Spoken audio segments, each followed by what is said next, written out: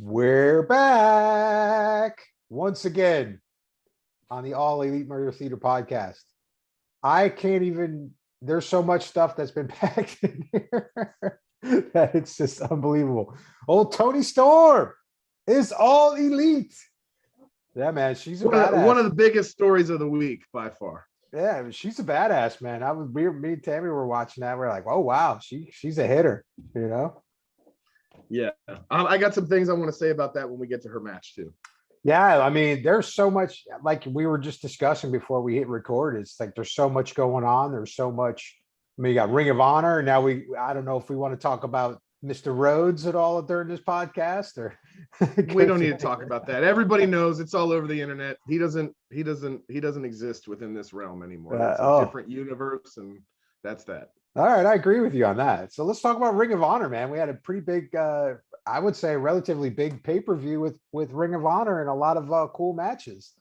I think this was huge. I think it says a lot about the landscape of AEW moving forward and whatever's going to be the difference between rosters and shows and how they program things and who's going where and all that. I think this was a big deal for Ring of Honor as a company too, because this was the first show that I think is a Ring of Honor show didn't feel necessarily like it was Ring of Honor. And that's obviously because of the Tony Khan influence, all of the AEW talent that was there.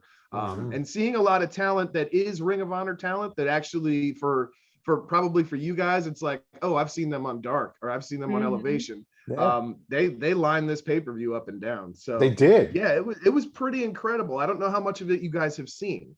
All right. Well, we watched a couple of matches on the pre-show. And then I caught a couple of highlights, but I don't think Tammy really caught anything else. And we haven't had a chance to catch up on the highlights. I'm disappointed. I didn't know about all this to plan ahead, but I think I wish I would have seen the pay-per-view. I hope I can catch up on some of it because it looked cool. I loved what I did see. I loved the energy. It was exciting. Now I'm convinced this is it. This is my life. I'm never watching another show again. It's going to be wrestling 24/7. Because you know what? It's just kind of like, it's so dull to watch regular shows now. Well, I mean, as I've said before, once you start to go down the rabbit hole, there's no end.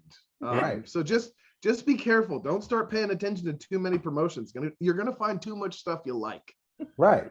So, I mean, I was getting myself caught up in Impact. I'm like, I can't follow Impact. I got to just get away from this because if I start watching that's not going to be stopping anytime soon. I have a feeling we're not done with Impact yet either. I'm like, oh my gosh, I don't want to watch this. But now I got to keep up with Ring of Honor. The ones I'm focusing on, Ring of Honor, AEW, that's it. That's all I'm going to try to focus on.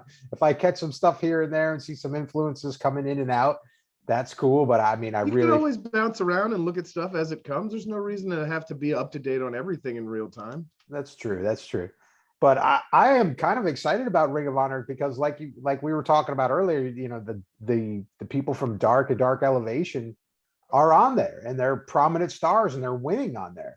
And I thought that was really cool. And I was really excited about the Toa Khan, Brian Cage, Tully Blanchard connection. I thought, man, you talk about a powerhouse team.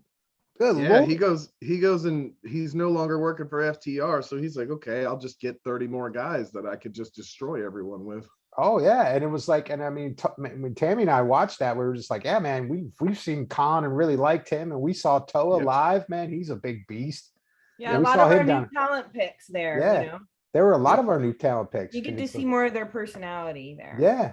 Their personality, they're showing wins, and it's like Willow. Yeah, Willow was wrestling with Mercedes, and that was really cool. And I think we're gonna see a weird flux of talent between Dark, Elevation, Ring of Honor stuff, probably some more Impact being bled in and out, some New Japan stuff. I think this is going to be a year of like, where did all of this come from?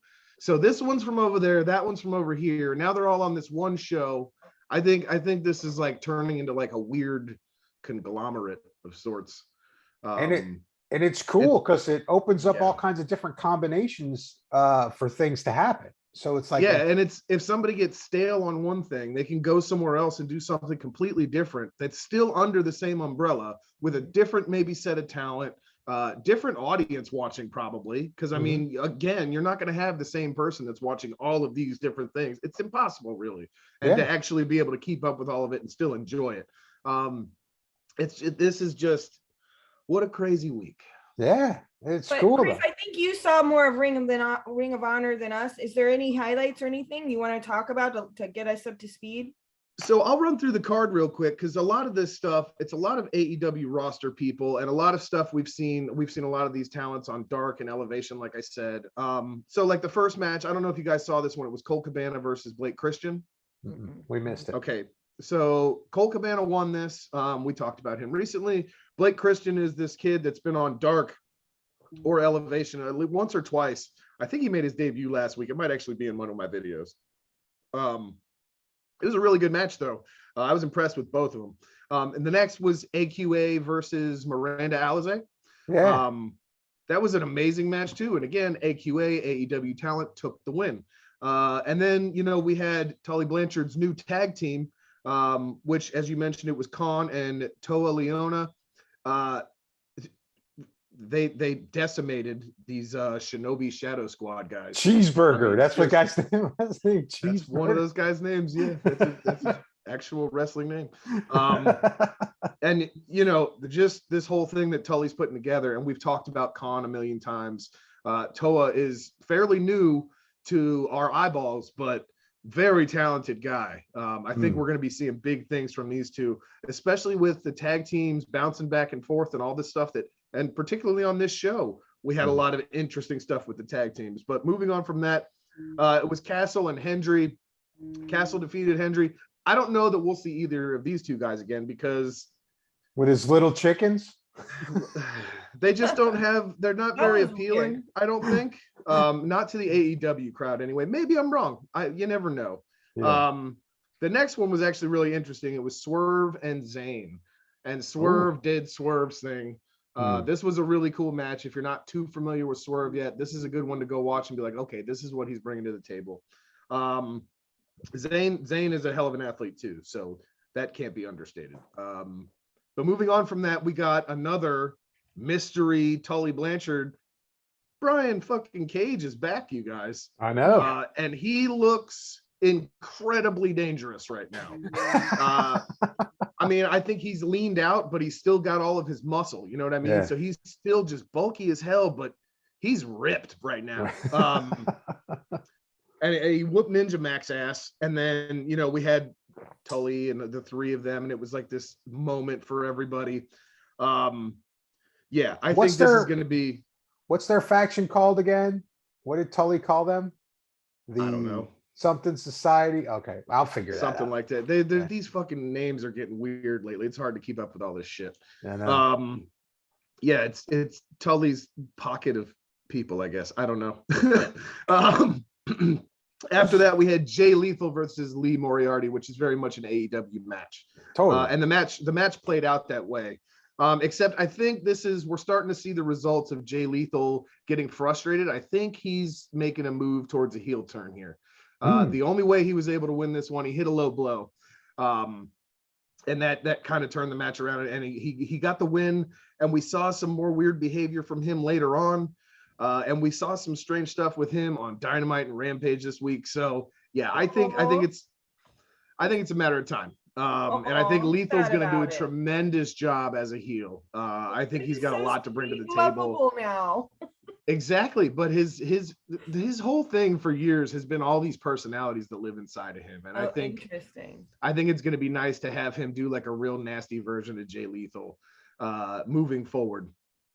Just for the sake of, it's a new audience that gets to see him. So we've done kind of the hero Jay Lethal. Let's move into something else.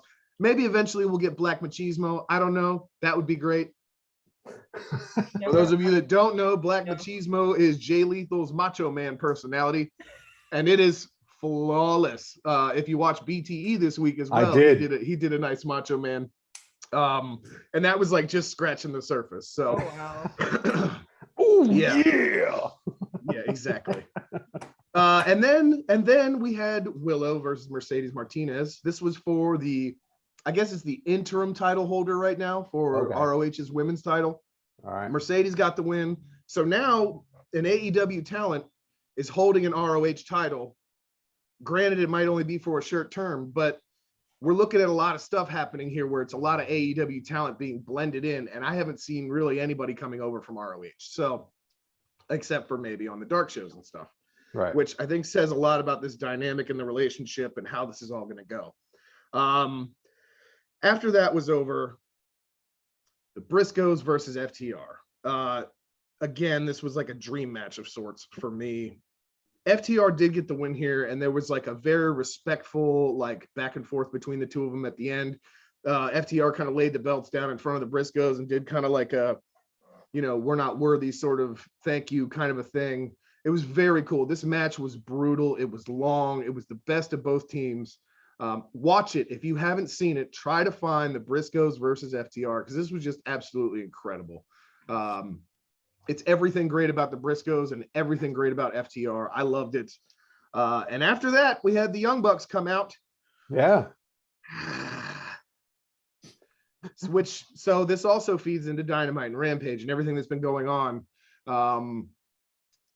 This Bucks FTR thing, I hope they get it right this time, because the last couple times we've had these dealings with these guys, there's always somebody injured and it doesn't go well, and there's timeline delays, and it never goes how it's supposed to. Mm-hmm. I think now that they've all been cohabitating for a while, I think we've got a good match coming. Nice. really That's hope we do. Wednesday. That's Wednesday, right? Coming up this Wednesday on Dynamite. Yeah. Nice. So yeah, we'll see where that goes. I guess FTR is technically an ROH title holder now. They're a AAA title holder now. They want those tag team championships in AEW. Maybe they're the new belt collectors. Maybe. That could be interesting. They deserve it. That's for sure. After that, we moved into Rhett Titus versus Minoru Suzuki. If you don't know who Minoru Suzuki Murder is, Grandpa. We know him. you nailed it. This was a really cool match, and this was Suzuki's first title in an American promotion, so it is a big deal. Which seems crazy, right? Like, this is a huge name in the business in Japan, so to have this happen on this ROH show is kind of strange. I think we're definitely going to see a little bit more Suzuki as we go along. I think he's already made a couple appearances in AEW, so yeah, we'll see what happens. Josh Woods versus Wheeler Ute was next. Uta's been a busy young man, hasn't he? He has. He has been getting his ass kicked left and right, up and down, sideways and backwards. Mhm. I don't know what's happening with the whole Blackpool Combat Club, if he's going to get inducted or what he's doing, but he's definitely he's on the radar right now. He's doing stuff everywhere, and that can't be a bad thing. All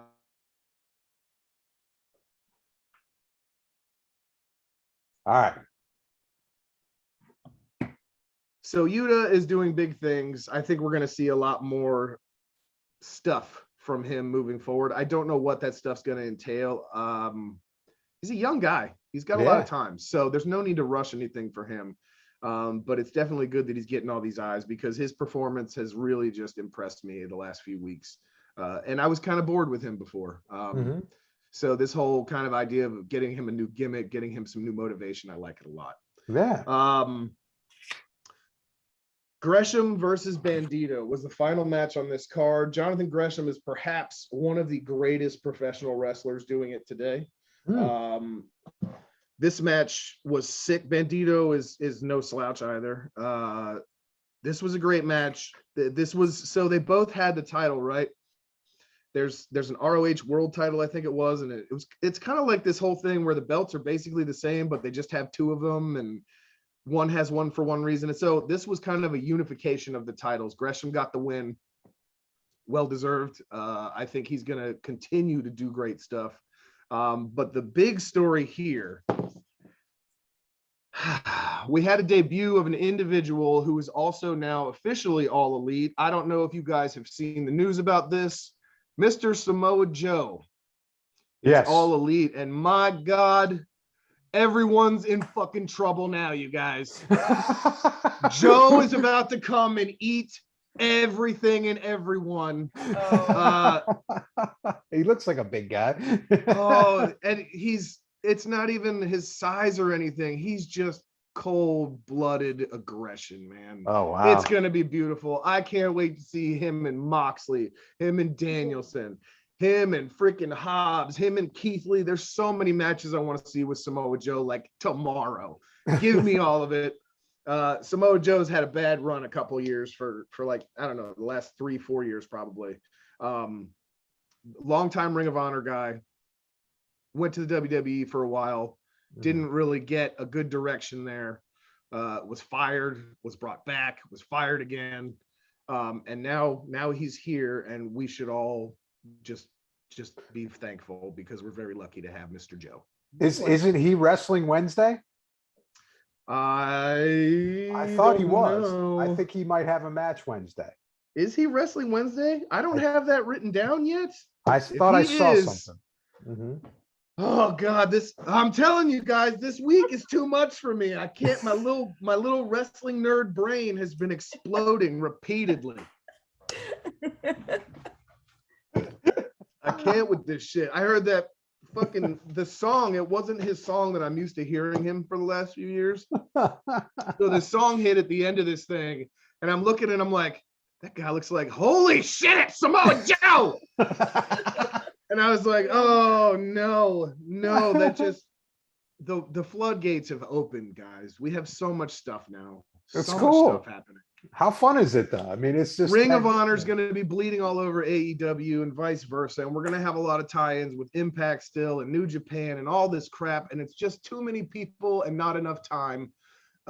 It's going to make for some great TV. Yeah, man, I'm excited. I mean, I'm looking forward to it. I thought that was pretty cool. We were watching that pre-match and we were like, should we get the pay-per-view? Should we get the pay-per-view? We were kind of waffling back and forth. And we're like, I don't know. And now we're like, shit, we should have got the pay-per-view. I'm massively excited. And the end of this, by the way, I forgot to mention, Jay Lethal was the one that came out for the attack on Gresham after this thing was over. Oh. And that's why we got Joe, because it was him and the other guy, I can't remember the dude's name, but Jay Lethal and this other cat came out and attacked. And Samoa Joe was like, I think the fuck not. Yeah, so cool.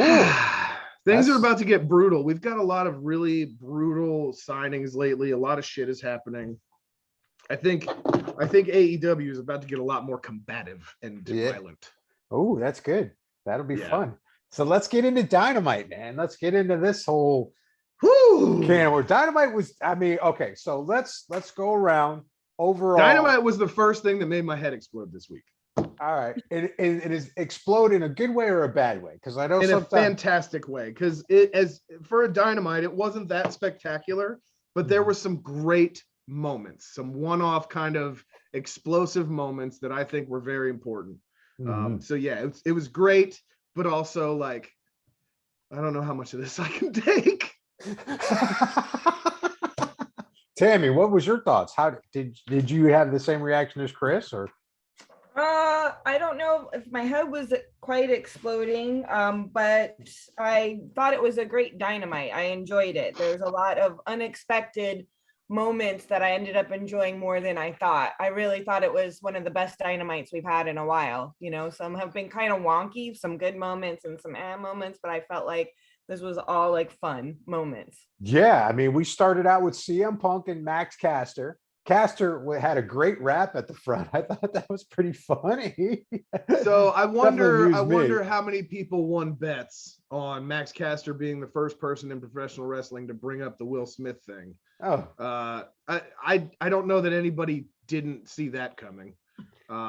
Again, with the low hanging fruit, this guy. Well, I mean, that's his all gig, his though. Raps are terrible. I feel like it's his thing. That's but gig. I've liked a lot of them lately. This one was not awesome.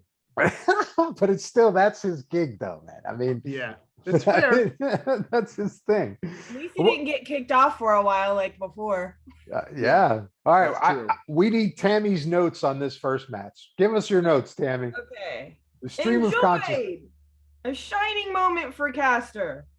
He's having quite the hero's journey in his own heel kind of way. His pants are stupid though, so he might never win a belt. This is so fun. No stress, high stakes. Better than I expected. This is a drama-filled, dramatic Caster. Kind of clunky end, but we knew CM was gonna win. And Punk is up in his promo game now. And that's what I have. That's true. I mean, I'm pretty much on board with what Tammy said. I thought that was kind of what it was. You know, there was a couple clunky moments. It was a good, entertaining match.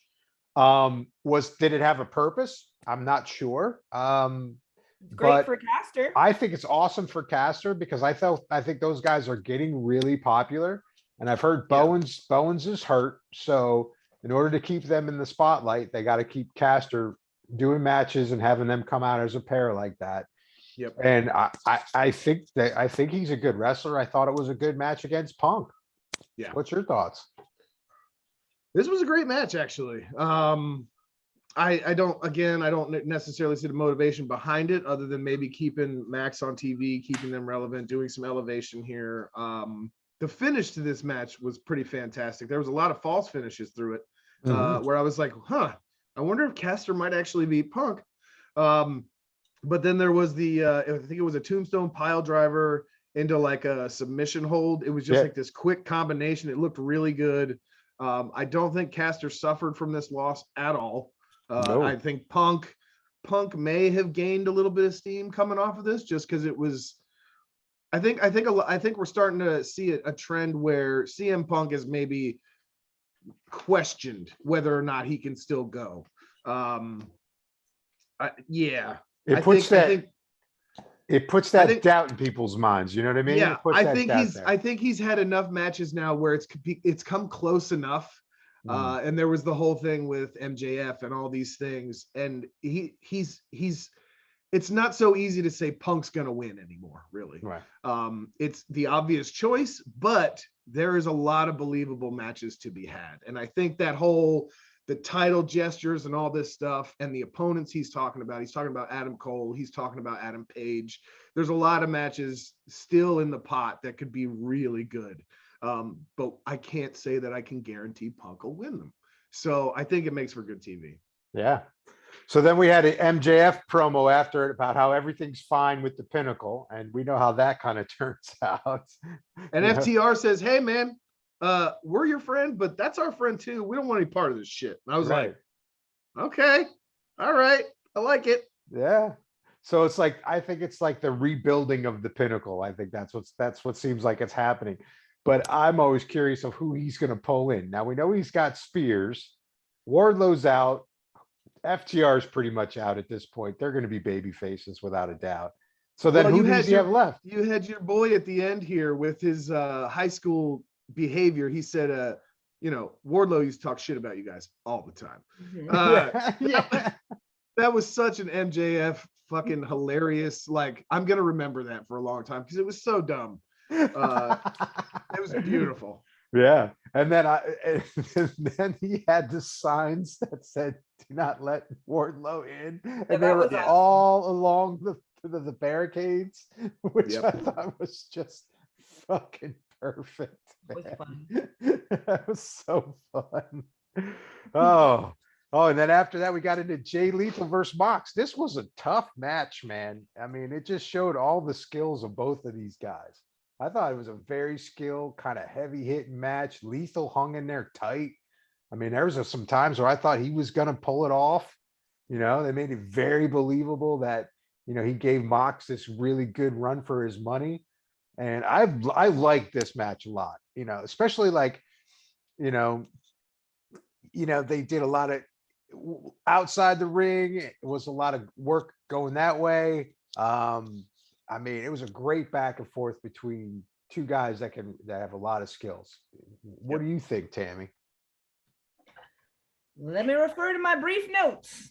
Slugfest. Jay Lethal is super entertaining. This is an excellent wrestle. Lots of great counters, and they both look fantastic. That's it. It was an excellent wrestle. It was an excellent wrestle. Not a good wrestle. This one went up a notch to the excellent wrestle. Well, it has to be with those two together, right? Yeah. I want to see the perfect wrestle. Eventually. Perfect. I can't wait for that.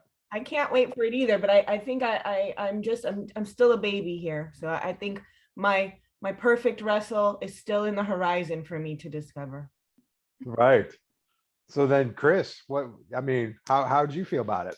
I know This is a sometimes. great match. Yeah. Watching Jay Lethal and John Moxley just smack and slap and punch the shit out of each other is one of the Awesome. greatest things I've seen in a wrestling ring in a long time. I liked the little touch at the beginning where Lethal puts the hand out, Mox slaps it away. Then at the end of the match, Mox puts the hand out, and Lethal kind of has to suck it up and take a minute. And then he steps into it like he's gonna hit him or something. Yep. And he gives him the handshake, and he's just, yeah, okay. All right, I'm just losing everywhere now. This is great. Yeah. And then of course we get some of his erratic behavior throughout the week. But now does this see, I see him joining the Combat Club before Ute joins the Combat Club. Yes, no, maybe thoughts? I'm not sure. Good to join a club. What? Seems too good to join a club. He should have his own club. Yeah, I think maybe Jay Lethal is just going to start beating a bunch of young cats' asses by himself. All right. Well, we'll check that out. Then we had going to be really nasty about it and aggressive and gross and yeah, he was aggressive. That was a great aggressive match. That was a lot of fun. So then after that, we had the Maria Shafir promo. This was an excellent video package. God, they put her over so well with this thing. It was amazing. It was. I thought it was great. I want to see her and Deeb go head to head. Yeah, that would be a very good match, but she's got to do Cargill.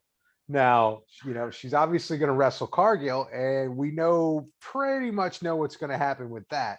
But like I was telling Chris when we were texting each other about this pushes Marina up. And I think technically. I think that as time goes on, this is good for her. I think this is a good thing, even though she's probably going to lose to Jade. We obviously know that. So, but I still think this is very good for her and her career. That's my thought. I sure hope so. Yep. It's a hell of a way to bring somebody up and give them a spotlight by letting them get squashed by someone who's so new to the business, but whatever. Right. But I think that Jade's going to have to cheat to win. That's my prediction. That'd be to beat her. Because I think Marina's more skilled than her.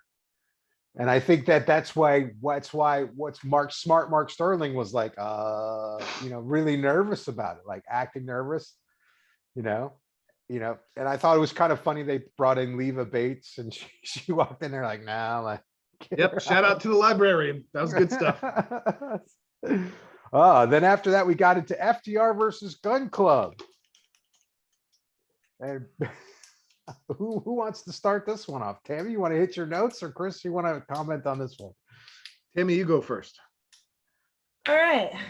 I liked this match actually a lot. Gun Club healing it up with glamour. Yeah. MJF question mark? What's the whole humping move thing from the Gun Club kid? I was confused. FTR dominates first, but Papa Gun intervenes, and Gun Club shows some strength and technique for a bit. Dex is going wild. Wardlow! He's plowing through security, but then there's too many that come out, and he can't get there. FDR has a brilliant end and wins. I mean, I don't know what else to say, though. That pretty much sums up that match. It was fun. Okay, I have one thing to add. Go ahead, yeah, please. Billy Gunn scared the shit out of everybody, I think, for a minute there when he stepped in and laid out. Who was it, Cash? Or was it Dax? He laid out one of them hard, and gave him a nice little comment or something. Jesus Christ, Billy Gunn is still so scary. He's a big, strong, old man. Jesus Christ. He just flattened that guy. He was. Baby Billy daddy. Daddy baby Uncle Billy. Baby Billy daddy. Oh my God. But it was cool, man. I'm glad they're showing the Gun Club. I think they're fun heels, and I think the crowd really likes it. And it's just it definitely makes me smile when they get on and they do their it was a good wrestle. It was a good wrestle. Was it an Yeah, and excellent wrestle? I don't know. It was But fun. It was a fun wrestle.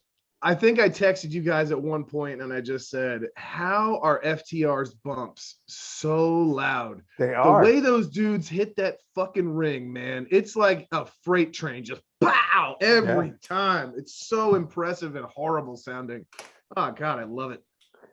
And then one note at the end, it's like, is that FTR turning on MJF or is that them just having a dispute? That's what confused I don't know. me. There was so much there. It was almost like they were pissed off that the Wardlow thing was interfering with their match because of MJF. And it was, we don't want any part of this. We told you we don't want this, blah, blah, blah, blah, blah. We're trying to fucking wrestle here, man. Yeah. And they sort of, Dax, I think, shoved MJF and there was sort of a scuffle, but then they ended up leaving together anyway. Yeah. I don't know. It was very confusing. So I'm curious to see how the Pinnacle shapes up in the future. So after that, we had looking good right now. It's not looking good. I mean, obviously the Pinnacle is going to change who they're going to, and who MJF pulls into the Pinnacle is going to be quite interesting. So I'm actually looking really forward to seeing like who he pulls in and like how he's going to like recover from the Wardlow and, now FTR turning on him and this whole thing and he always has his boy Spears there, like getting his back, but like who else are they going to bring in? So it's see, this is a very good time for him to rejuvenate his support system because we've got this influx of all these people in and out and running around. There's so many things that they could do with MJF right now. So it's the Pinnacle could end and they could make something else. Yeah. The Pinnacle could be 1,000 times stronger than it has been in the past. There's countless ways to do this, and I'm enjoying the ride. This is one of those few things where AEW is taking their time. Like this whole Wardlow storyline and everything for the longest time felt like the most annoying shit on the planet. And now I'm like, I love it. I love all of it. All the drama and all the nonsense and FTR. It's great. It's great professional wrestling storylines. Yes. It's a good wrestle. So then after that, we had the Lee Hobbs promo and about how Hobbs owns Rampage. So we'll get back into that later. And then we had the Jericho Appreciation Society. Boy, that turned into total mayhem. Chris, you have a look on your face like you did not approve of this whole thing. Am I wrong? So at the beginning of the segment, I was super annoyed. I really don't like Daniel Garcia. Like, not in a like, yeah. Oh God, don't get me started. Not in a way of like, oh, he's a dick or like what a great heel. No, he's just something about him just irks my nerves, and I don't want him on TV. Like it makes me want to change the channel. There's two people here that think that way. And like his in-ring stuff is okay, but his personality just I don't like it. I don't like the way he talks. I don't like the way his mouth moves. I don't like the kid at all. Finally though, we had the return of Eddie Kingston and Santana and Ortiz. I was waiting for this. I was like, where the hell are they? They've been doing the pull back the curtain thing every week with these segments. So to finally have them standing there waiting, that was a nice move. We had an appearance from the Madball again. Yeah. Nice little brawl, took it out to the ring. Where's this going though? It's lean. I think it's leaning towards a big pay-per-view match, but between who? Because right now the numbers aren't right. Santana and Ortiz are going to have to call some. Well, I mean, if Eddie Kingston and Santana and Ortiz can convince somebody from like some other outside LAX members to show up in AEW or something like that. But right now they don't have a lot of friends on the roster. It's true. So that's what makes it intriguing. Rafe, are you frozen again? I don't know. I was like, hello. Uh-oh. Everybody's frozen, but the recording, the vocal's still there, so we're still good. We've lost Rafe. Oh, there he is. You're back. All right. So, but I think the whole thing with Daniel Garcia is brilliant because you guys absolutely hate him. So I think he's doing his job.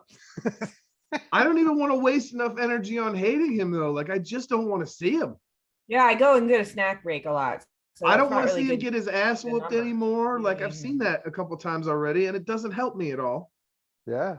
So Tammy's notes. What are your notes, Tammy? I don't think I have really good notes on this one, but I just want I'll read them anyways. But the Just thing get with popcorn. Garcia is he's not heel enough Hmm. to be entertaining. But he's got a cool Kangle. And this whole name change thing has just made it worse. These new personas have made it worse for some reason, not better. He just doesn't have the personality to be an entertaining heel. That's really what it comes down to.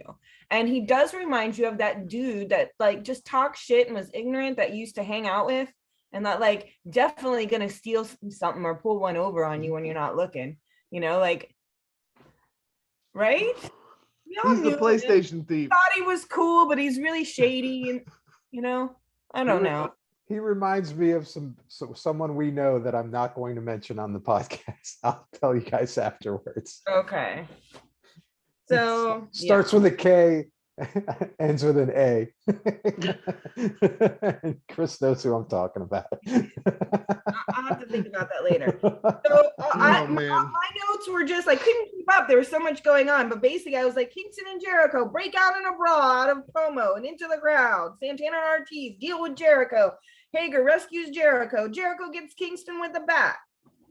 That's pretty much all I had. Yeah. But I liked the fact that it spilled out into the crowd. So that was my only thing I liked about the promo a lot. I enjoyed the exciting that it wasn't just them all standing around talking shit. I love that it went into chaos. So that was fun. And I would be down for more of those from anybody that wants to do a promo like that. Yeah. I will say I do love this plasticky version of Jericho. It is. He looks very like manufactured in a lab now, and I think it's great. And that's what I'm saying. He's an entertaining heel. He's got a look.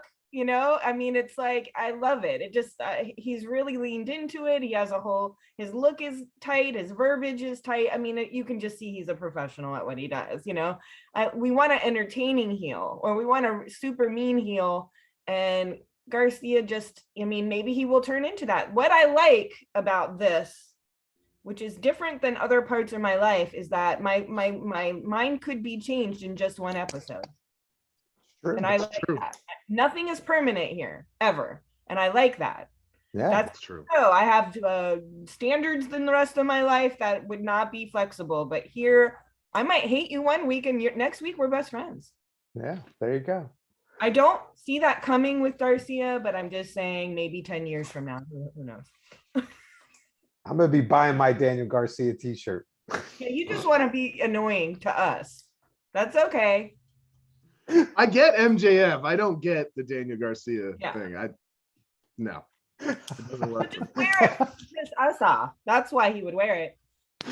He is MJF as his alter ego, remember? And that's an MJF thing to do. I know these two people can't stand this dude's face, so I'm gonna wear the shirt around. I think Rafe would make a great heel. He would. I'd be a perfect heel. So then, they did the Jade promo. That was cool. We talked about that earlier. I talked about Marina Shafir in that match. That's going to be, I think it's going to be a good match for Jade. We'll see as it comes up. Cut the shit, Tony. Yeah, cut the shit, Tony. It's still so funny. She's funny. That she's getting much better every time she's on. So she's definitely improving with her promos. So it's awesome. So then we had a brutal match after that, the Danielson versus Ute match. Ooh, that was brutal. I wrote down, chest is effed up, man. Oh, Ute's chest was destroyed, man. This was a hitter. This was everything you could ever expect from Bryan Danielson. I'd say it's an excellent wrestle. That Ute spit in his face. I mean, I was like, whoa, dude, that was like a whole nother level right there. I was like, wow. Yeah. So before we get into Chris's opinion, we need Tammy's notes on this one. My notes are brief. I'm not sure why. I think because basically She was just said, shocked the whole time. It was just I'm a like- whole shock. like it's a grueling wrestle. The spitting was gross, and I'm glad he choked out Yuta. Really? Why Yes. are you glad he choked out Yuta? Let me ask you that. You know, Yuta's a good wrestler, and he was one of my early favorites. His personality has not shined through for me, and he's just the type of dude that I would want to see choked out. Oh, Just now. That's a type, apparently. Yeah. Just like there's just like a certain kind of dude that I'm just like, I don't know. I just wanted, I'd like to see them choked out. I wanted the brutality on Yuta. I think I just want to see him go through that for a little bit, and then Well, you got it. come out with, you did. Yeah, and I want to see him go through that a little bit, and then come out with like a different kind of persona. Okay. Chris. Yeah, I agree. I think he needs a little refresher. I said a lot about him earlier, talking about the stuff that happened on the Supercard. This whole storyline that they're doing with Yuta, I think is great. I think it's good for his character development. I think we're going somewhere with it. I don't know where yet, but I like it. Jesus Christ, Bryan Danielson just beat the shit out of him. I love Bryan Ugh. Danielson. I love He's Bryan amazing. Danielson. See, you guys weren't on board when he first came over, and it's like now you get it. Like he's Jesus Christ. I mean, He's woo! the man. he finds a way to hurt everyone. Everyone. That's the best part. Now, the one thing I'm going to say is the kicks in the face at the end of this one were particularly painful looking. When he did the whole stomp on his face thing that he always does. Yeah. Oh, I just kept thinking about all the teeth he's knocked out in the last couple of months and everything. And I'm like, Yuta's dead. Yuta's a corpse in the ring right now. And somehow this kid keeps getting up from these beatings from Bryan Danielson and from that tag team match that they had and the shit at Ring of Honor. The kid's going places. Yeah, he's a tough bastard, that's for sure. He He's does tough need a bastard. character refresh, though. We need something from him that gets us invested. Because right now it's just, wow, he can really take a good ass whooping and still keep going. But I need a little more than that to care. Right. He needs some personality. Like his Yeah. non-personality just reminds me of someone like from like Fairfax County, you know, that's like an accountant or something, you know, like I just, you know, I don't know. I just feel like he doesn't wow me with the drama, you know, theatrical part of all this. And I want to see that. Fairfax County. Yes. But Matt, you know who the type of person I'm talking about, you know? Sure. It's not a good or a bad thing. It's just like it's kind of a boring kind of like I grew up in the suburbs, quietly entitled, you know, and I know that's not who he is, but I'm just saying that's the energy I'm Oh, It's funny, so I isn't it? want to see some more like drama. I want to see more personality. He can wrestle. He has a huge future. I liked him early on. He was one of the ones that I liked early on. And I would Yeah. love to have him like as a member of like Top Flight or something like that would be cool.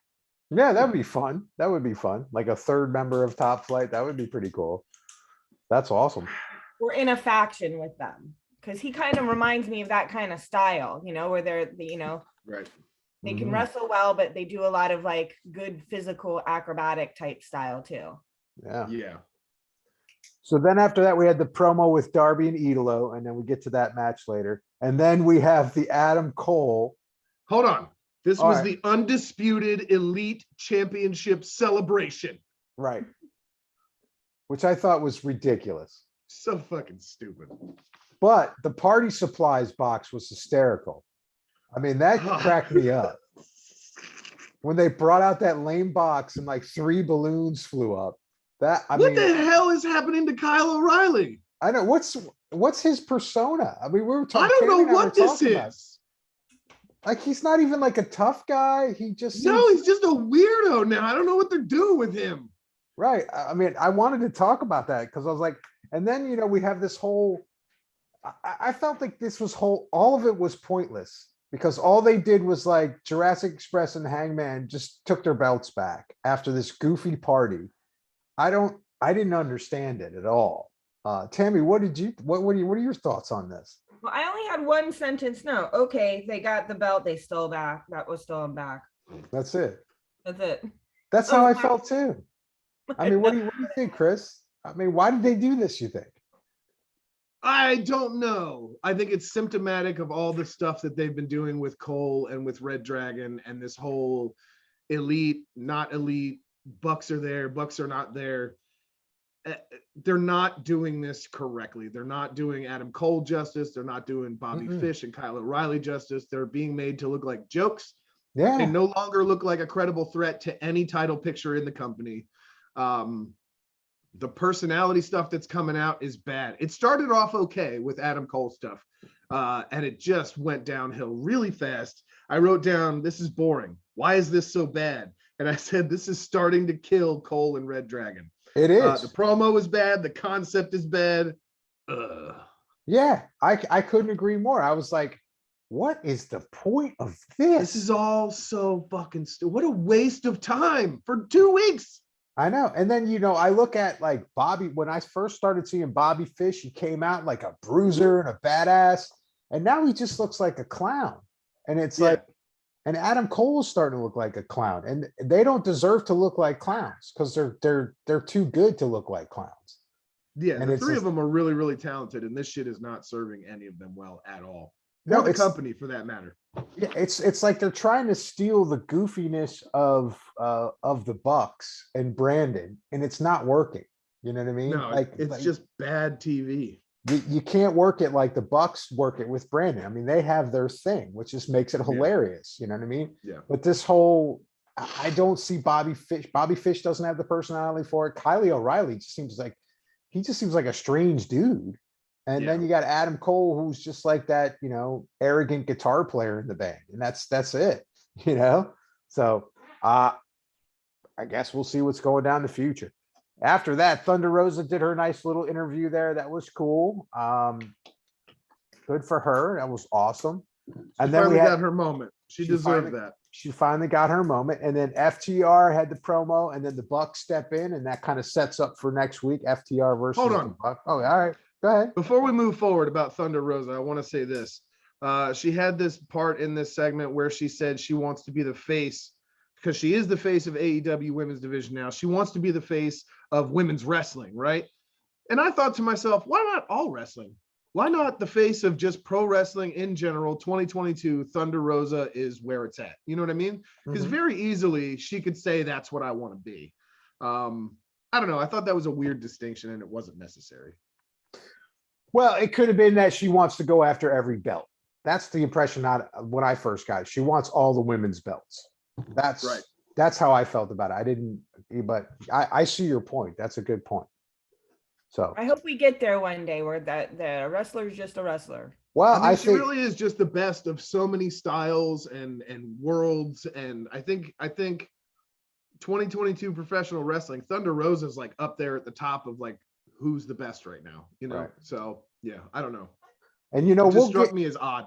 I have a thought about that, and I think we'll get to that when we hit the Rampage, and it has to do with Ty Conti and Sammy Guevara, and I'll come back and circle back around on that. But so then after that, you know, obviously they set up the whole Bucks FTR thing, and then we had the debut of Toni Storm versus the Bunny. Now I thought that this was a good pairing because I think Bunny is probably one of the best. I would say in the top three of everybody, regardless of gender, of being able to sell matches. You know what I mean? She's a workhorse. You know what I mean? So, I mean, not even has nothing to do with male or female. I think she's just great at selling matches. And I think that this was a perfect setup for her and to introduce Toni Storm into this match. Obviously, you know, I don't have big expectations when these new folks come in because I know it's going to take a few times. I'm seeing from experience that it's going to take a few times for these folks to get comfortable, just like with the Hardys. You know what I mean? Like that debut was like lackluster, but then when he jumped off of the friggin' ceiling, it was fantastic. You know what I mean? Yeah. So it's like I'm not gonna expect these big debuts to be absolutely perfect. The only one I thought was like the ultimate debut was when Keith Lee came out and was just chucking people out of the ring like a beast. That one was great.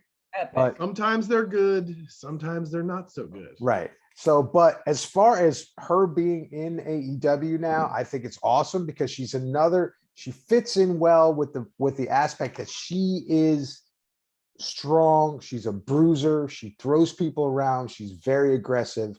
She has finesse, but she still has that brawn to her that's just like makes her a little bit nasty. So I thought it was cool, man. I really enjoyed it. Tammy, you got any notes on this one? They're brief, but I just also want to add to the point is, so Chris, I think that thing, like when we have issues with CM Punk and Danielson and stuff, it's because we have no history and they have to earn it from us first.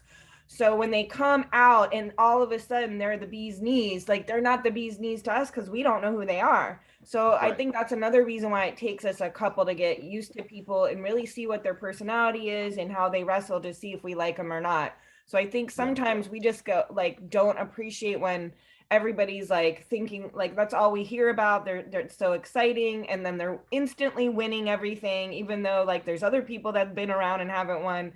So I think we needed to get used to that, but I think we understand the pattern better now, right, Rafe? And understand better and just to like suspend judgment if possible. But I agree with Keith Lee. It was like I instantly like I want him to be part of my family like right now. Like you know, like but there's just a whole energy vibe that shined universally without having to know a history, because when he came out, it's just the fact that his smile makes you feel like, oh my God, this person is just living their best life. And that's what we all want to do. So he portrays that well. So I loved Toni Storm right away. I'm really excited. Of course you did.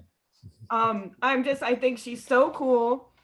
And I'm really, so I you know, as far as a wrestler, I don't know yet. All I put was great debut, just because I loved her energy. I loved her personality and fun, beautiful, strong wrestler. Going to enjoy her. Bunny, I still love you. Where's Penelope? That's my note. Yeah. Chris, I'm sure you have much to say. Toni Storm, baby. Toni Storm. My God, I was so excited. I literally scared the hell out of my entire family. I was in the living room and I'm watching and we're all just hanging out. Everybody's kind of quiet and I just jumped away. Yeah! And I lost my mind. And I had to apologize because Ryder was like, she panicked and like jumped. And Sydney threw her headphones down. And my wife was like coming out of the bathroom and I think I scared her. It was a lot. And so, okay. Initial shock. Yes, that was cool. The bunny. You guys are absolutely right. The bunny is one of the things that has been the glue in the women's division for years, through the pandemic, through everything. We're talking about somebody who never goes for the title picture. She doesn't care. Her personality is on point. She's got a great character. She's always in the mix with something. If you want somebody to have a good match and they need a good opponent that's going to make them look good, put the bunny in and it's going to be good, right? Yeah. She's constantly in these matches that I talk about on Dark and Elevation, where it's a certain group of women they bring in, your Emi Sakuras and things like that. There's always something good happening when the bunny's involved. But it's Toni fucking Storm, man. I am through the roof about this. I think it's amazing. Quick rundown. Toni Storm's been wrestling since she was 13. She started at 13 in the Indies in Australia. She's been a lot of different promotions. I mean, titles everywhere. Her style fits in so, and she's actually crossed paths with a lot of the talent in AEW already in different promotions. When you're talking about Stardom and Eve and all these other things, she's been there. She was the first ever, what was it? She was the first women's champion in what was it? Shit. She was the first women's champion somewhere. I can't remember where it was, but it was like a big deal. She's held some great titles. She's constantly putting in good performances. I've never seen a bad Toni Storm match unless somebody else was just terrible in it and it just made her not look as good as she should have. The amount of people in AEW that she could put on a crazy match with that everybody's going to love, including part of this tournament that's happening. Yeah. You know, a dream match for me, Chris Statlander, Toni Storm, Jamie Hayter, triple threat. it sells itself. And you could even put Ruby Soho in there with her, and it would be incredible. Yeah. You know? There's so many good matches that are going to happen now. And this gives the women's division a refresh, a different direction to take some of the stories, a new opponent for lots of different people that makes sense, feels believable, feels fun, entertaining to watch. I think this can only get better. Oh, yeah. And as far as debuts go, this was not as bad as some of the other ones were. It wasn't the best. It was no CM Punk in Chicago. Right. But that's a once in a lifetime thing. You don't get that all the time. So she got a nice pop when she came out. You could tell that she was appreciative that people hadn't forgotten about her. It's not a huge crossover between the audiences. So the fact that anybody there even cared is monumental, I think. Yeah, I'm super excited about it. That's all I can say. Yeah, man, it's going to be great. I'm looking forward. And it's a hell of a match too. Yeah, it was a fun match. I mean, they went back and forth, and they were relentless on each other. They're very aggressive, and I mean, not at any time did you think that Toni Storm wasn't worthy of being in there, or had any problems. A very smooth match, very good. And, but that's funny too. I mean, she can do that, you know. Yeah. So I thought it was killer. First ever Progress world champion, by the way. Progress. That's Progress. the one where she was the first title holder. And they were hitting hard, and they were, you know, I mean, it was good. Yeah. So, but then after that, we had the Nyla promo where she called her Thundered Rosa. I'm so glad that you caught that for me, because I thought she just said it weird. Like I didn't hear it the first time. And then when you texted it to me, I was like, holy shit, that's great. And I wrote it down. Tammy, where have you gone? You're always, we see nothing of you. There you are. It's the head. Magic. I just appear. You're the floating head. You're like Max Headroom. She Not just disappears real. into the Or thing Jambi. of this and then returns with her notes. Right. You're like Jambi on Pee-wee's Playhouse. Speaking of genies, that was the other wonderful line that Nyla Rose threw out. She said, I think you have a death wish about Thunder Rosa. She said, I'll be your genie. Abracadabra, bitch. These one-liners that Nyla Rose has just, they're so good. They kill me. And I feel like she doesn't need Vicky Guerrero anymore, right? Like, I think we could be done with that, but I don't think they're planning on doing that anytime soon. Right. Yeah. But, you know, Vicky's funny, though. I mean, I kind of like that combo. She's so annoying. It's different. Yeah, she's so annoying. I've been listening to her do that shit for a long time, though. So I'm like ready for Vicky Guerrero to move on to retirement. Gotcha. And then after this, we went into the Darby versus Idolo match. Golly, it was a painful night, man. I mean, first of all, I'm going to say this before we get into anything else. Idolo's a beast. I love Idolo, man. I mean, he just comes out and pounds people, man. And I love that. He's almost like a Danielson in that sense. And, you know, he's got that swagger to him, and he can beat on people. And it just went crazy. And then it went crazy at the end, and the Hardys come in, and then we're setting up these big matches between this two. I like this rivalry. I really like this rivalry. Tammy, give us your notes. We need some notes. All right. Tough match. Both have their moments in it too. Really, really tough one. Andrade rocks. He's a cool fool. And Darby works hard and puts up with a lot of pain. Darby wins, but everyone's here to jump in and start something. Chris, go ahead. What a brutal match. Poor Darby Allin. I think he's got like some sort of bionic skeleton, or there's something is unique about this kid, because he seems like he'd be injured every week, and he's always fighting. I don't know. Andrade is so impressive, though. Andrade has the kind of style that blends well with almost every type of like modern style.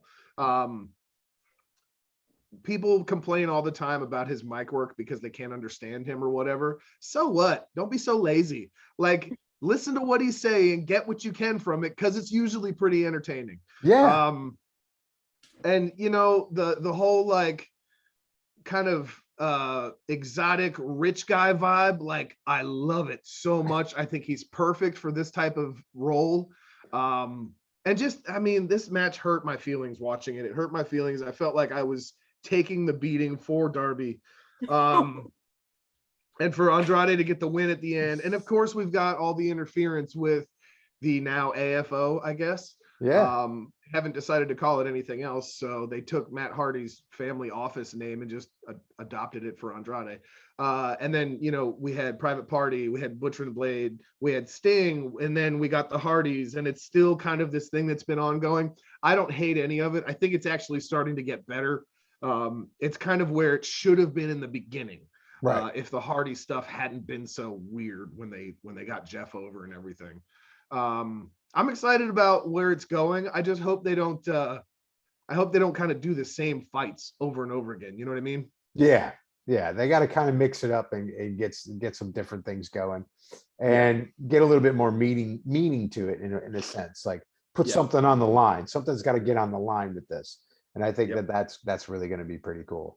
And that pretty much going to wrap up Dynamite and sets up for next week on Dynamite. So we're going to see the Hardys wrestling. And I think what they're doing, Butcher and the Blade, right? That's who they're wrestling next week again.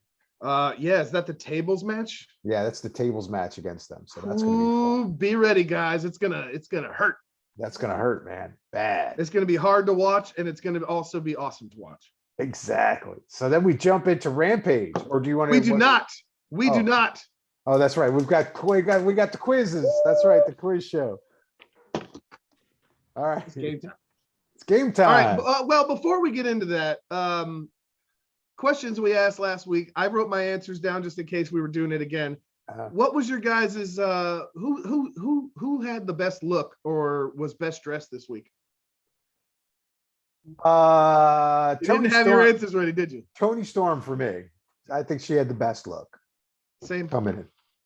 What do you think, Tammy? Any memorable outfits or looks for the week for you? I know which one she didn't like. Max Caster's, obviously. Well, he always wears those pants. Right.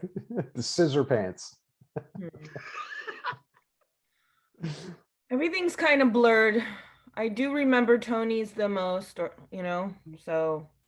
Well, honorable mention then to the bunny, because mine was Toni Storm too, but the bunny looked awesome in the black and white outfit. I think, I don't know if she was like saying, "Oh, hi, Toni Storm, I wear black and white too." I felt like she wore that outfit just for the Toni Storm match, because that's normally Toni's thing, is she's always rocking like a super stark, high contrast, black and white, different type of deal. So I thought it was cool. Yeah. Yeah. And it was nice to see Bunny in something other than her normal. That's true. What is it? Bunny black clothes. on black on black. Yeah. Bunny clothes. The bunny suit. Her bunny suit. Most dramatic match of the week for you guys. Oh, I would say have to be the Idolo match. Darby and Idolo. That was some drama there for me. Very dramatic. Yeah. Very painful looking. That was painful. And that's kind of a tie between the Yuta one, the Yuta Danielson, that one. That's a tie for me. Same with me. Like yeah, that's a tough. There's a lot of drama, but even like the caster and CM Punk had a lot of drama in it too, I mean, but so yeah. I'm gonna go with the Andrade one though. That's what I'm gonna go. Yeah. Well, I'm gonna take something that is now AEW adjacent, I guess. The Briscoes versus FTR match was by far the most dramatic thing I've seen in a wrestling ring this week. With everything going on, that match was still incredible. I don't know if the Briscoes are coming over or if they're going to be under Ring of Honor, if they're going to be AEW. There's been a lot of rumors about it. I hope we see more, though, because holy shit, that one match with FTR and the Briscoes was incredible. Absolutely incredible. Super dramatic. Big, heartfelt stuff at the end. It had everything I want in a big match. Yep. So moving on, we have Name That Wrestler. I am going to give you guys a list of accomplishments, some attributes, a little bit of background. It is your job to tell me who I am talking about. All right. This particular talent, now in AEW, also wrestled under Forefront, CWE, CWF, DDT, Impact, NWA, New Japan, All Japan, PCW, PWG, The list goes on. So many titles. I mean, titles pretty much everywhere. Lots and lots of belts. No shortage of leather and gold, okay? Nicknames for this person. I'm not going to give you the obvious ones. The Cornerstone, King of the Anywhere match, Canadian X, some signature moves, the Missile Drop Kick, Reverse Frankensteiner, and a 450 Splash. Finishers that this person uses. The electric chair dropped into a bridged German suplex. Okay. There's a name for it, but I'm not giving you the name. I'm telling you what the moves are that build into that name. The other one that's very popular is a variation of the one-handed electric chair driver. Name that wrestler. Oh my goodness. Okay, can you give us hints? What do you want me to do here? Let me ask you questions and you can either say yes or no. All right. Tammy All right. freaked out last week and said no questions, but if she's okay with it, I'm okay with it. I don't know if I'll have the right I'm just answers. thinking maybe we should have like a choice of 6 people. My brain is totally Ooh. frying right now. But then I feel like it gets too easy. This Okay, is so much more fun. Okay, The whole well, point is let's to just go with confuse what you we guys. have. Let's just go with what we have. All right, what's your guess, Tammy? Do you have a know guess? the gender of the person. Hold on. You both can ask me one question. How about that? Okay. That's just one. Have they been in AEW since the beginning? Early on, I'm not positive about what the beginning technically was. I don't know if that was when they announced it as a company and they had an initial roster. I don't know if that's when they first started doing matches or their first pay-per-view or first TV show. So yeah, been around since very early on. Okay, that's my Very one early. question. Tammy, what's your question? Are they over 30? I believe so. Yeah, they have to be. How does that help? Well, I mean, I know if it's a younger person or an older person. I'm not giving you any hints on why it helps me. We're in competition right now. All right, so I'm going to give you one big hint. It's the belt collector. Oh, I know this one. I know who it is. I don't know, but I'm guessing Kenny Omega. Rafe, what was your guess? Kenny Omega. What? We got it? Oh my gosh. Woo! We got it with a lot of help. But see, you didn't that he has been there since. Didn't know he was named the belt collector, so that didn't help me. Very early. Very He early. started the company with them. What correct. helped me was that he'd been there for a while, and the DDT and the New Japan stuff. That's all, because I don't even know what those other letters mean that you say. Dude, I don't know what any of them are. But I was like, PWG, okay. Yeah. PWG. NWA, one of the longest running American wrestling promotions. I am stupid with all this stuff. I don't even know that. Yeah. When I hear NWA, I think of rap music.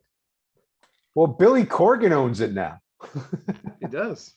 And they do NWA Power. When Yeah. I hear NWA, I don't think wrestling. So yeah, so none of those things help me, but I still got it. There you All go. right. Well, you guys both get a point, I guess. Technically, you both had the right answer. At least you can get something on the board for this week, so that's good. Yes. We are moving on to real or fake. Oh boy. Name of the game, right?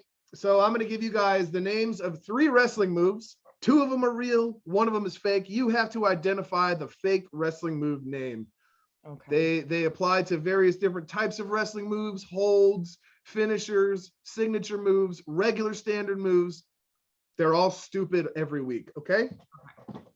So the first one, flapjack. The second one, widow's peak.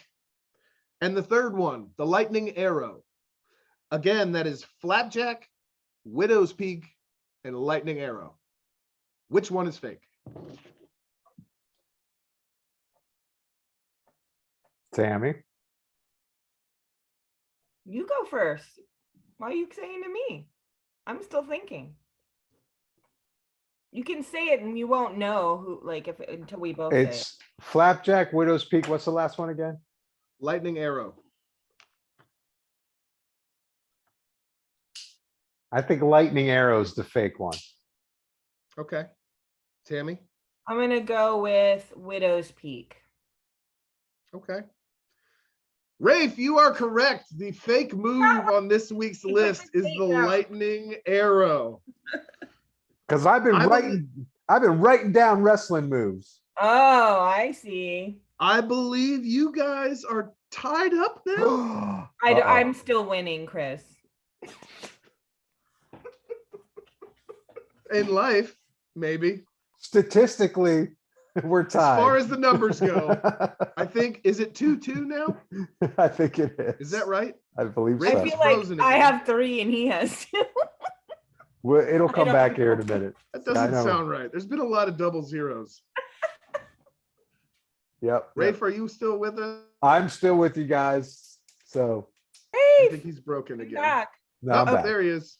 So, okay, you know what? We will So tie I think it up. it's 2-2. I think overall. I'm winning, but that's okay. We'll tie it up and then it'll really be on. It'll be on. I don't know why it was such aggression towards me. I'm just like trying to do a podcast here. I want to win. So I have a special request for you guys for next week. Think of any type of wrestling question to ask me and see if you can stump me. Okay. Ooh, stump Chris. That's good. I don't care what it is. I don't care if it's fair. I just want to see what you come up with. All right. All right. So now we are into Rampage. Hey, I'm going to say this overall. Rampage, baby. This was a very good Rampage. It wasn't bad.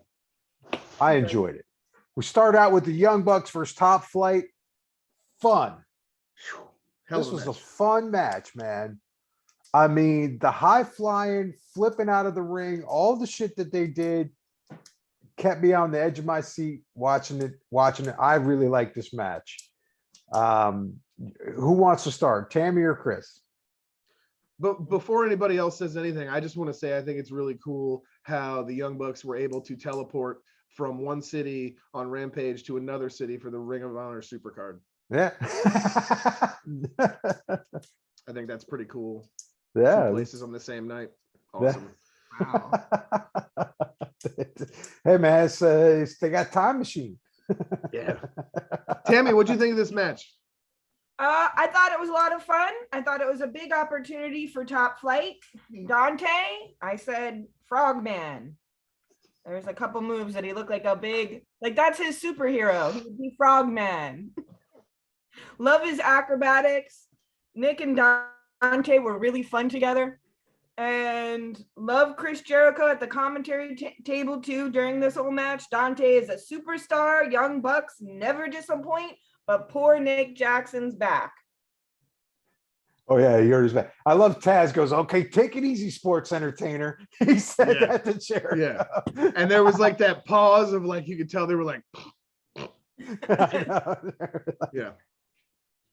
Taz is hilarious, man. I'm telling you. Jericho on commentary too. It's like either really, really cringy and awful. Like, did he really just say that with a microphone? And then other times he's just gold. I love it. Oh man. This was a hell of a match, you guys. Yeah, and I'll tell you what I enjoyed a lot about this match is I love the double moves. They both had the double moves. That's true. I love tag team moves. The tag team moves like that are so cool and so entertaining that I think that's what really makes the tag teams exciting when you watch those matches, especially that match, because that was like an even match. They were both evenly matched up. So it wasn't like big guys versus small guys. It was just like high flyers versus high flyers, and it brought the entertainment. And I thought it was one of the funnest matches this week. Aside, not brutal and like aggressive, but just a fun match to watch. You know what I mean? Yeah. So, yeah. Yeah. And I think, even with the Young Bucks getting the win here, I still think Top Flight were elevated huge by this. Yeah. Oh, to be able to go that hard and that well against the Young Bucks and have it look that good and be so fun and entertaining and all the great combo spots and all that stuff. I mean, I will watch them lose every week if they lose like that. yeah. Rafe, are you frozen again? I thaw this kid out. See, you guys are frozen on my end. I don't know what's going on with the connection today, but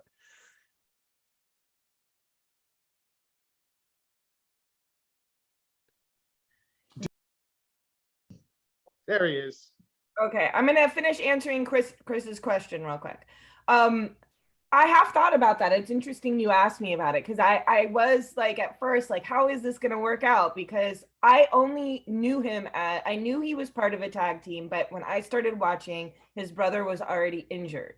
But I honestly feel that it has not diminished anything. I feel like I think he's personality. He built it enough on his own that it shines through no matter what now. I think he has a very well developed energy that he serves. And his brother's probably going to get up to speed with the personality side, but the wrestling for both of them, I think, is magical. So I'm okay with it. I don't think it diminished anything. What are your thoughts? I think that's fair. I think it boosted Top Flight, if anything. I don't think Dante's lost any momentum because of this. I think he could still go out and do a great singles match tomorrow and nobody would be surprised. Right. I do think that Top Flight is only gaining from this. And I kind of think that this is evidence, the fact that they threw him into a Young Bucks match this fast after getting back as a team and everything and only doing a couple of dark matches and maybe one TV match. Yeah, I think it was awesome. I can't wait to see what these guys do. I'm really excited. I always say to Rafe, like, look how young these guys are. What about when they're at CM Punk and a Jericho age? What are their abilities going to be? It's going to be really cool. Yeah. And I know I froze out, but to add to that, this was like the carryover from what was it, the Casino Royale or the Battle Royale that they had when the Bucks beat them the last second and flipped over Darius. And so that was cool to see this match come around again. So yeah, for sure. Yeah. Right. So then after that, we had the Chris Statlander promo, and she says, you're going to see the other side of Chris Statlander, which I thought was okay. Let's see what happens here. I hope it's good. I hope it's good too. I hope it gets better. Any thoughts on that before we move on? I just hope it's not stupid. That's all I got to say. Yeah. And then after that, we got into the Lambert, Paige Van Zant Sky. And then you saw Sammy and Ty Conte bust up his car. And I'm not sure I understand any of this. I mean, Tammy, how do you feel? I don't know. Tammy? Well, anytime someone busts up a car, it's fun, but there's a lot that doesn't sit well with me on all of this. I don't know. I'm not invested, but hey, I don't like Lambert gets on my nerves and having his car smashed up, it didn't hurt my feelings any, was kind of entertaining, but it just doesn't make sense. And I'm not into the Paige person yet because I haven't seen her do anything, and she doesn't have like an entertaining personality. She definitely has that MMA personality. They're usually kind of dry and boring. Yep. So that's all I have to say about it. Chris? Staring at the ceiling. I don't want to talk too much about it because we talked about it last week. This Ty Conti Sammy Guevara thing is not working. I don't like it. Is Ty Conti still a babyface? Is Sammy still a babyface? Because babyfaces don't wreck other people's cars and shit like that. They don't talk about doing personal things with official title belts. That doesn't feel babyface to me. It doesn't feel Ty Conti coming out and smiling and waving. It doesn't feel Sammy coming out and doing his normal stuff. It doesn't even feel like heel Sammy work. I don't get what they're trying to do. Whatever it is, it's not working the way they want it to. And I think this whole Paige Van Zant thing is already annoying. That's it. Yep, done with it. I don't like any of it. So then after that, we had that really silly promo with Hook and Danhausen, and how Danhausen can't curse Hook. Okay. Do we need to talk about this at all? No, they're ruining Danhausen now too. I know. It seems like they're screwing up Danhausen and his whole vibe. So, and then we got into the House of Black versus Fuego, Uno, and Stu. Tammy, notes. Great intro for the House of Black. I've been really like, I pay attention to the intros. Like, I'm really picky about them. And when they That's had one of the best parts. yeah, and when especially House of Black, I feel like it's one of the top ones. So like I got real used to Malachi, then more people came, the music kind of changed. At first, I was like, I don't know. I'm not liking it. I'm not getting the same ambiance. But this time I got it all and I was like super thrilled. Like I'll go and watch the intros again. That's how much I love them. And this was an interesting combo. It was silly. Poor Fuego being thrown out of the ring with force, but Fuego is always being brave against all odds. Sparkling roundhouse move from Fuego, but no, it doesn't matter. But you know, he's no match for Malachi. And Malachi's, what is it called? A back heel kick is what I wrote. Malachi wins it, and I have to say it was a fun wrestle. It really was. I enjoyed it. I mean, even though it was a silly pairing, I had so much fun with it. Fuego del Sol grows on you like a fungus. Silly, but at the same time, for some reason they make it doable with Fuego, and I love it. Yeah, I don't know how they do it. Like you look at the match from the outside, you're like, really? You're like, what? And then all of a sudden you watch the match and you're like completely and totally entertained. So that's kind of how I felt about it. I mean, you can't fuck with the House of Black, first of all. They'll just come in and tear you up. You know they're going to lose, but the process of the battle was really fun. And there was other people in the match. I didn't seem to mention them in my notes, but I think I was just more focused on this dynamic of it all. Well, Tammy, you can't say poor Fuego because Fuego asked for this. He walked out into the forest and saw a big scary bear and punched it straight in the mouth and stood there laughing, right? True. And so I guess we got the answer here of the will they or won't they romance between Dark Order and House of Black from a week ago or whatever that was kind of just left like what just happened. Yeah. I this was entertaining to watch, but I don't get the story at all. No, I don't get it at all. I don't understand the direction other than House of Black is destroying everyone as they should. And why that is Fuego going to be part of Dark Order now? No, please no. He can't go hang out with Sammy and Ty, I guess. That'd be way too third wheel. Right. This is I mean, can you imagine if he had been the belt? Poor kid. Oh. This, I don't know. Just none of this is working for me with this whole story so far. It was fun to watch, you know what I mean? But like as like I'm invested in it and okay, cool. No, but Fuego was fun. House of Black was awesome. I love Dark Order. House of Black has a great entrance. All those things are true. But I don't need to watch any of this again. Oh. Oh man. Yeah, well, true. So then after that, we had the Bucks promo versus FTR. We know that's going to be a good match coming up. And then we got into Jamie Hayter versus Sky Blue. Now, I thought this would be more of a squash match, but Sky Blue kind of put up a good battle, but it wasn't Jamie Hayter. I don't think it was Jamie Hayter's best match. It was not.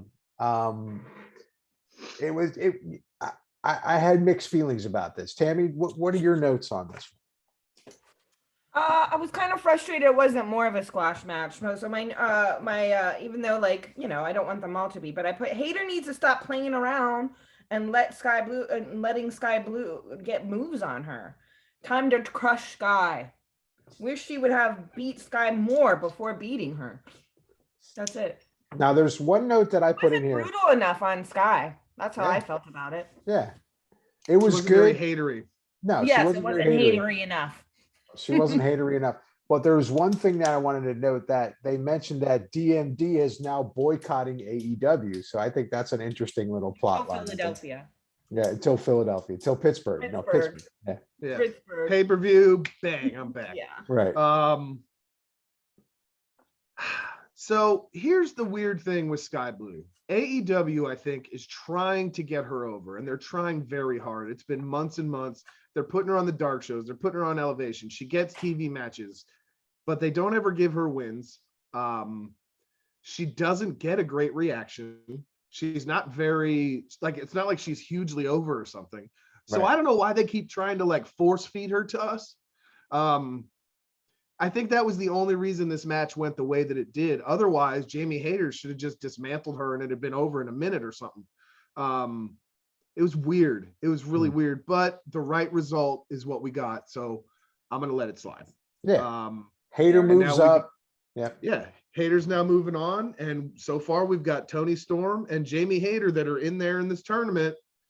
Who's next? Yeah. I'm looking forward to that. So much pushing forward. And then we had this Penta promo, man. I don't, I'm just like, it makes my heart hurt for as much as I love the Lucha Brothers. Froze again. Oh, shit.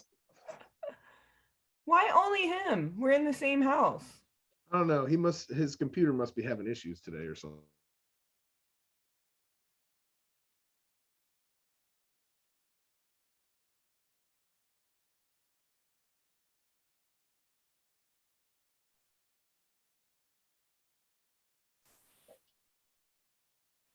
This is Halloween. This is Halloween. Halloween.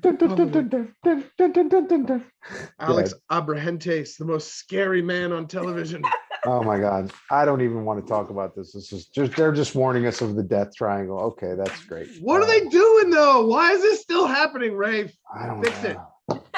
You guys are down there. Go talk to Tony. This is stupid. It's awful. And it's taking away from the excellence that is Penta. You know what I mean? Yeah. It really is deflecting the excellence of his wrestling abilities with this goofy promo and these goofy outfits and this goofy shit.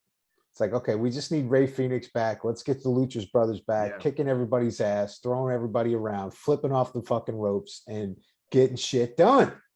That's all I want to see. I don't want to see this Spirit Halloween shit every week with this build up. Like you're never going to be as fucking creepy and cool as the House of Black. So give it up. You know what I mean? It's not going to be as cool. Or Abaddon. No. It's my God, seriously. That's how you do a cool character. You know what I mean? Abaddon doesn't even talk and she's fucking scary. Right. It's the difference between Slayer's Rain and Blood and Motley's Crue's Theater of Pain is what we're looking at here. This is what's going on. It's like something you would see at the Haunted Mansion at Disney World. So anyway, as we move on from that, we're obviously going to see a big Death Triangle match with the House of Black, which will be fun. Let's hope it's not silly. So then we got into Powerhouse Hobbs and Keith Lee. This was like, what is it called? Big Hosses? Some big hoss. This is a big hoss match. Holy shit! What a lot of power and strength this thing was, man. But man, it was fun. It was a lot. It was a lot of meat, man. It was for sure. But man, skills. These guys were athletic. They were agile. To be as big as they are, to have the agility that they have, amazes me every time I see them on the screen. I mean, I'm just stunned by it. 349 pounds to be able to flip around the way he does is just stunning to me. But it was a good one. Good match. Tam, you got notes on this, baby? So the problem with my notes is there was so much going on. Where'd Chris go? Oh, there he is. There's so much going on, I couldn't keep up. I don't know if you can see. Why doesn't it show my piece of paper? No, we can't see They're it. all over the place. They're going up the side of the paper. I couldn't keep up. So I don't know if these are good notes to read because they're going like 3 different directions. There was a lot that went on. So I'm just going to say my thoughts about it instead of the notes this time because they're just too much and all over the place. I loved it. I loved it. I thought it was great fun. I like both of these guys a lot. Of course, I'm very partial to Keith Lee, but I think Powerhouse Hobbs is a lot of fun. He's a good wrestler. I like his whole vibe, his whole drama, so I thought it was great. And Keith made him look small. He did. And Keith just truly seemed limitless, in a lot of ways. The way it ended though, like it was kind of strange, but good drama with, all these distractions and Hobbs actually getting a pin in, but the The ref didn't see it. So I thought that was interesting because they were showing that it's possible for him to beat Keith. And so that sets up a total rematch. And you know what? I'm here for it. I don't always like rematches. I don't want to keep seeing the same thing, but I am here for this. I am totally like looking forward to a rematch. I would like to be a pay-per-view level at some point with those two. So all these like distractions and stuff happening at the end. And, I just couldn't keep up with all my notes with all that, but it was a lot of fun. I enjoyed it a lot. And I enjoyed this Rampage a lot too. Yeah. I agree. I like seeing Ricky Starks get a bloody eye there. That was funny. All right, Chris, what do you got, bud? I mean, of course, we're going to have some interference. It's AEW, it's Rampage, it's this group of people. Stuff is bound to go sideways. We had a brief appearance from Swerve here. Mm-hmm. I don't know. I want to see Keith Lee and Hobbs in a steel cage match on a pay-per-view. Oh That my would- goodness.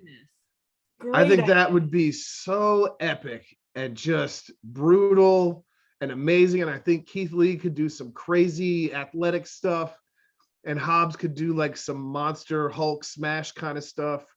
Yeah, I think there's a better match ahead for these two. Oh yeah. But what So- a good Rampage though. It was decent. It wasn't, some weeks it's really not great, and some weeks it feels like it is too short and like Yeah. nothing really happens, and then other weeks it feels like it's too long and too much happened. This was a nice kind of in the middle of, it didn't feel too long, it didn't feel too short. Enough stuff happened that it made me forget about like the dumb shit with Sammy and Ty. It was a good show. It was a good way to end the week for AEW, considering they had this supercard thing happening the same night with all these other things going on, as the night it aired or whatever. And for anybody who didn't see the supercard stuff and didn't know about it, it still felt like AEW had a great week. Yeah, it was fun. I like that Rampage a lot. I thought it was a good one. So And we had some story building stuff going on, and there's a lot moving forward into this coming week that's crazy. We're getting the FTR Bucks match, Adam Cole versus Brian Cage, I believe. Brian Cage? Yes. Yeah. Back, baby. I didn't see that. Yeah, Butcher and Blade versus the Hardys, and that tables match is going to be crazy. We've got more stuff for the women's Owen Hart tournament. Plus, we're starting the men's stuff for that this week. Lots of stuff on the horizon with all these signings and new people and old people and people getting off injury lists and people getting injured. There's a ton of stuff happening right now. It's just a really exciting time to be a fan of professional wrestling, particularly one of AEW and now Ring of Honor. I'm excited. Yeah. So we got a lot. We're going to have a lot to talk about next week. Thanks for everybody for tuning in, and we will see you next time. Peace.